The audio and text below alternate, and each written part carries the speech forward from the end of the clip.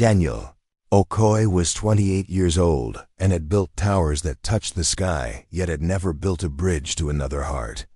His days were filled with numbers and lines on paper, and his nights were silent with only the hum of his laptop for company.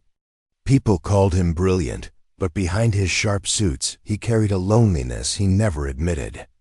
He told himself he was fine until the afternoon he walked into a small art gallery to escape the rain. That was where he first saw Lila. She was standing in front of a half-finished canvas, her hands stained with paint, her curls falling loosely around her face. Unlike the ordered lines of his world, her world was wild and alive with color. Daniel should have walked past. He had no time for art or for strangers. But something in the way her eyes softened when she looked at the canvas stopped him. It was the look of someone who believed beauty could heal. For the first time in years, Daniel felt his carefully built walls tremble. He cleared his throat and asked quietly, "What do you see in that painting?" Lila turned to him and smiled like sunlight breaking through storm clouds. Lila tilted her head and looked back at the canvas before answering him. Her voice was soft yet certain. "I see a heart that has been broken but still beats." Daniel's chest tightened at those words. He had never told anyone about the loneliness that followed him home each night. He had never admitted that even in rooms filled with people, he often felt invisible. Yet here was a stranger reading his silence without even knowing his name. Lila wiped her paint-stained hands on a cloth and asked, "What do you see?" Daniel's lips parted, but no answer came. He only stared at the wild strokes of red and blue and thought of how his life had been neat lines without color. At last he whispered, "I see something I cannot explain." She smiled as if that was enough. From that moment the rain outside no longer mattered. Daniel returned to the gallery the next evening, telling himself it was only because it was close to his office. But the truth sat heavier in his heart. He wanted to see Lila again.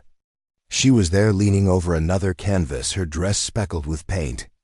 This time she looked up first and said, "You came back." He nodded awkwardly and replied, "I suppose I did." Lila laughed, a light sound that filled the empty room. They began talking about colors, shapes, and dreams.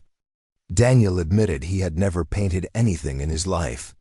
Lila placed a brush in his hand and said, "Then today is your first time." He hesitated, then dipped the brush into blue paint and made a single uneven line across the canvas. Lila clapped and said, "See, you already made something new." Daniel looked at the line, and for the first time in years he laughed. It was not perfect, but it was alive. And for him that felt like the beginning of something he did not want to end. Days turned into weeks, and Daniel found himself walking to the gallery almost every evening. He told his colleagues he enjoyed the quiet space, but deep down he knew it was Lila who pulled him there. She spoke of art as if it were life itself. She said every color carried a story and every brushstroke carried a secret. Daniel listened more than he spoke, yet every time she smiled at him, something inside him healed. One evening she asked him, "Why do you always wear gray suits?" He raised an eyebrow and answered, "Because gray is safe." Lila shook her head and said, "Safe is another word for empty." "You deserve more than empty, Daniel." Her words lingered with him all night, and when he woke the next morning, he opened his wardrobe and for the first time chose a blue shirt. At work people noticed. They asked if he was going somewhere special. Daniel only smiled. In truth, he was already somewhere special every time he was with her. But love is never without shadows. One afternoon Daniel arrived at the gallery to find Lila sitting quietly, her brush idle in her hand. She looked different that day, the brightness in her eyes dimmed. He sat beside her and asked, "What is wrong?" She sighed and whispered, "Sometimes dreams are too expensive." He frowned and pressed gently, "Tell me." Lila explained that the gallery rent was rising and she might lose the space. Daniel felt his chest tighten. He wanted to offer money, but he knew her pride. Lila lived for freedom, and she would not accept pity. Instead he said, "I will help in whatever way you allow me." She smiled faintly and replied, "Just keep coming. Your presence is enough." Yet Daniel could not rest that night. He had wealth from his career, but he had never used it for anything beyond himself. For the first time he thought of love not as feeling, but as action. He knew a storm was coming, and he had to decide whether he would stay behind his walls or step fully into her world. The next week, Daniel worked late nights at his firm. His boss handed him a major project, designing a tower that would reshape the city skyline. It was the kind of job that could seal his name among the great architects of Lagos. Yet even as he stared at the blueprints, his mind kept drifting to Lila and her small gallery that might vanish any day. He found himself sketching lines that curved like brushstrokes instead of the strict angles he was used to. One evening after work, he rushed to the gallery, only to find the doors locked and the lights off. Panic pricked his chest. He knocked until Lila opened the door with weary eyes. She admitted the landlord had given her 2 weeks to pay or leave. Daniel's throat tightened. Without thinking, he blurted out, "Let me pay it for you." Lila shook her head quickly. "No, Daniel. This is my fight. If I cannot keep this place on my own, then maybe it is not meant to be." He looked at her and saw tears shining in her eyes. He wanted to hold her, but fear of crossing a line kept his hands at his sides. Instead, he said softly, "Please do not give up yet." She whispered back, "I will not if you keep believing in me." As the days passed, Daniel felt torn in two. At work, he wore his gray suit again and pretended to be the calm, brilliant architect everyone respected. At night, he stood beside Lila, painting clumsy lines and laughing at her jokes while quietly fearing she might disappear. One evening, he confessed, "I never let anyone this close before." She tilted her head and asked why. He answered, "Because people leave." She reached out and touched his hand, her fingers warm against his cold skin. "Not everyone leaves, Daniel. Some people stay." The simple words struck deeper than any lecture or poem. He wanted to believe her. He wanted to let the walls fall completely. But just as his heart opened, a new challenge appeared. His boss announced that the client for the new tower project wanted the land where Lila's gallery stood. Daniel froze as the words sank in. The man who had built his life on order now faced a storm of love, loyalty, and ambition. He knew a choice was coming, and it would test whether his heart truly belonged to the lines of steel or to the colors of Lila's world. Daniel sat awake long into the night, staring at the city lights through his window. The tower project was his chance to prove himself once and for all in the world of architecture. Yet every time he closed his eyes, he saw Lila's smile fading as her gallery doors shut forever. He thought of his father's voice telling him years ago, "Success is everything, son. Never let feelings slow you down." But then he thought of Lila's voice saying safe is another word for empty. He realized he had been safe all his life, and still he was empty. Now he had found something that filled him, yet it was slipping through his fingers. The next morning at the firm, his boss praised him for the early sketches and said, "Soon that old gallery will be gone, and you will rise higher than ever, Daniel." His chest burned at the words. That night he went to the gallery, but could not tell Lila the truth. She noticed his silence and asked, "Are you all right?" He forced a smile and said, "I am fine." But inside he was crumbling. A few days later, Lila found out on her own. She overheard two men at the cafe talking about the tower project and how the land had already been bought. Her heart sank when she heard Daniel's name. She rushed to the gallery, tears stinging her eyes. When Daniel arrived that evening, she faced him with trembling hands. "Tell me it is not true, Daniel. Tell me you are not the one building the tower that will crush my dream." Daniel froze, unable to speak. His silence was louder than any answer. Lila's face broke as she whispered, "I trusted you. More than anyone." She turned away, and he reached out, but she pulled back. That night, Daniel walked the streets of Lagos alone for hours. For the first time, his brilliant mind had no plan, no solution. He realized love was not just about feeling alive in someone's presence. It was about sacrifice. And now he had to decide whether he would sacrifice his heart or his ambition. Daniel returned to his office the next morning with heavy eyes and an even heavier heart. The blueprints for the tower lay on his desk waiting for him to continue the dream of others. He picked up his pencil, but his hand refused to move. Instead, he kept seeing Lila's face the moment she discovered his silence. Her voice echoed, "I trusted you." He realized no tower, no contract, and no praise from the city could heal the emptiness of losing her trust. When his boss walked in, Daniel spoke before fear could stop him. "Sir, I cannot do this project." His boss stared in disbelief. "You must be joking. This is the opportunity of your career." Daniel shook his head firmly. "Then let it pass. I will not build something that destroys what I love." The office fell silent. His boss called him a fool, but Daniel felt something he had never felt before: freedom. That evening, he went to the gallery, though he feared Lila would turn him away. She was inside packing her brushes into a box. The walls that once glowed with color looked bare and tired. Daniel stepped inside quietly and said, "Lila, I am sorry." She did not look up. He continued, "I turned down the tower project." Her hands froze mid-air. Slowly she turned to him, her eyes filled with doubt. "Why would you do that?" Daniel took a step closer and whispered, "Because I finally learned that love is more important than ambition. Because without you, the tallest tower would still feel empty." Her lips trembled, but she did not speak. Instead, she turned away, wiping her tears. Daniel felt his heart twist, but he knew healing would take time.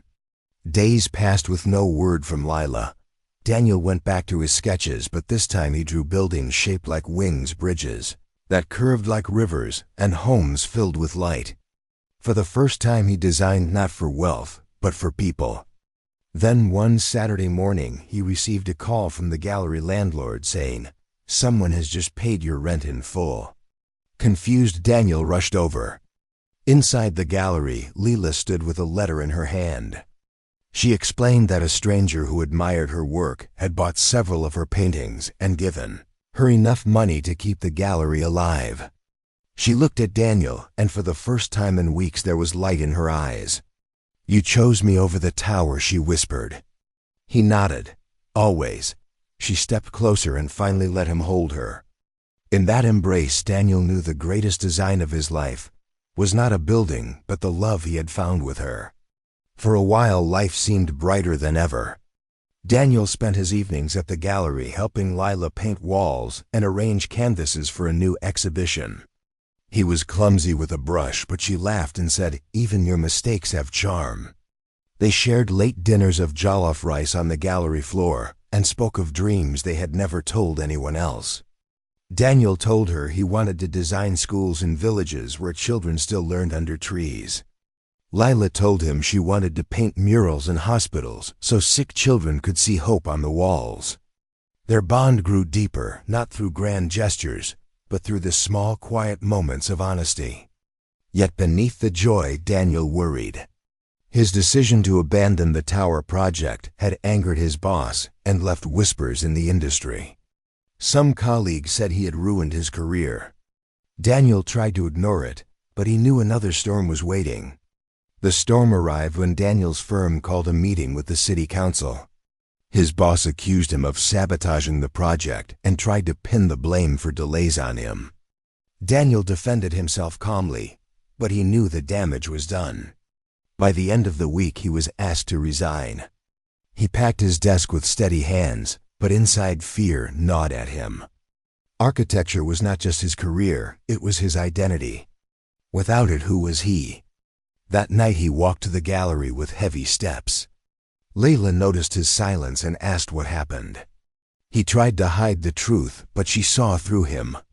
When he confessed he had lost his job, she placed her hand on his cheek and whispered, "You have not lost yourself, Daniel.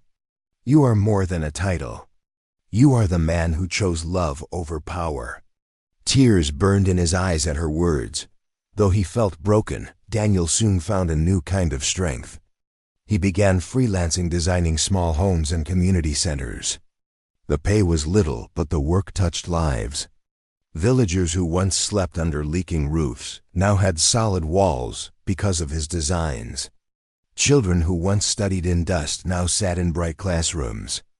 Each time he returned to Lila's gallery, she reminded him, "You are building more than structures, Daniel.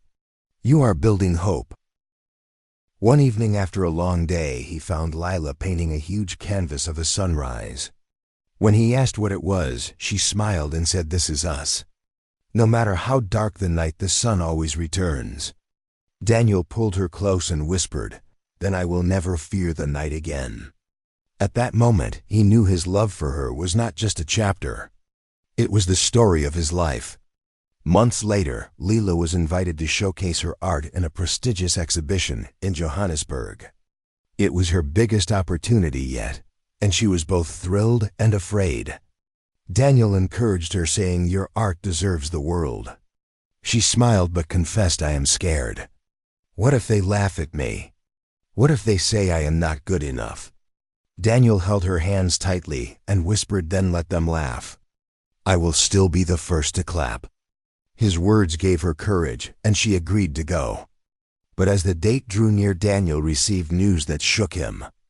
A large firm in Dubai had noticed his community work and offered him a position that could relaunch his career on an international stage. The catch was that it required him to move abroad within weeks. Daniel felt torn once again between ambition and love. He did not tell Lila at first, hoping he could find a way to balance both paths. But one evening as they painted together, he grew quiet and she asked, "What is it, Daniel?" He sighed and finally told her about the Dubai offer. Her brush froze mid-stroke. "So you would leave Lagos, leave me?" Daniel shook his head quickly. "I do not want to leave you. But this is a chance I may never have again." Silence filled the room like a heavy fog. Lila set down her brush and whispered, "I will not stand in your way.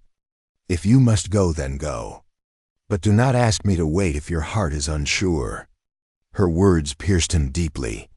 That night Daniel lay awake, staring at the ceiling, knowing he could not live two lives.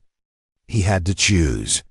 The day of Lila's exhibition arrived, and the gallery was filled with lights, music, and people from across Africa.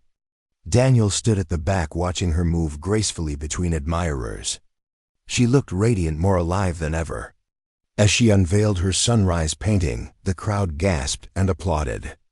Daniel felt tears sting his eyes.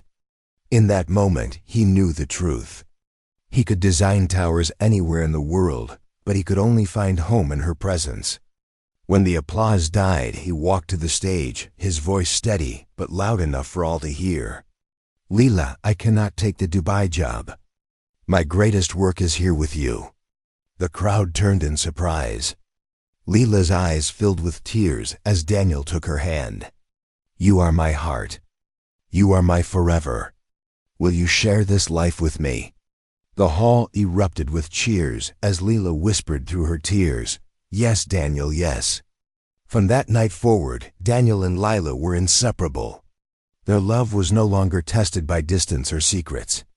Instead, it was strengthened by the storms they had already survived.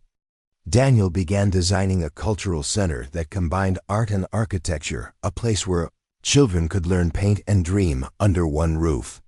He told Lila, "This is our gift to the city." She filled the walls with colors of hope while he built the structure, strong enough to last generations. The community gathered often to watch their progress and whispered about how two souls so different had created something so beautiful together. Daniel no longer cared for the praise of businessmen or the glitter of skyscrapers.